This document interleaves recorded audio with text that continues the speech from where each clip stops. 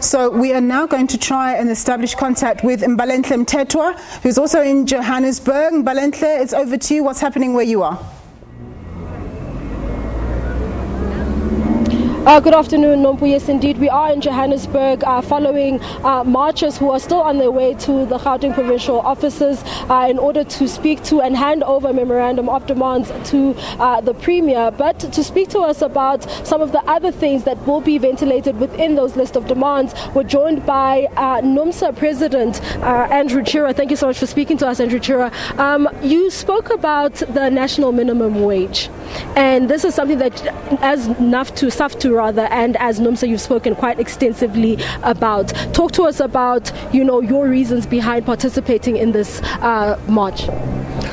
Look, as SAFTU, of course, with its affiliate, we have decided that it is important for us to join hands with other federation, COSATU and NACTU in order to raise the plight of the working class in South Africa. We're simply saying it can't be correct that austerity measures will be implemented against workers when the executives, when the politicians, the political elite continue to receive and enjoy all their benefit.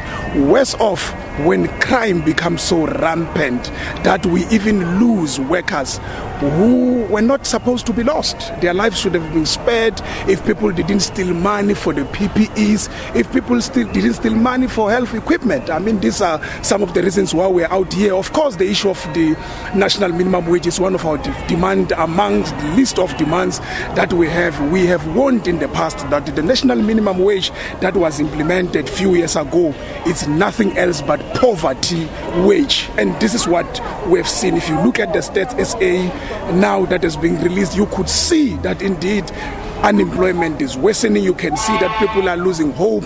Poverty is rising. So we still saying that minimum wage cannot be a minimum wage to address a country like South Africa, in which you're still dealing with apartheid wage disparities. If government is serious about addressing poverty, there must be a living wage. And in our view, that living wage is nothing else but at least a minimum of 12,500 for all workers.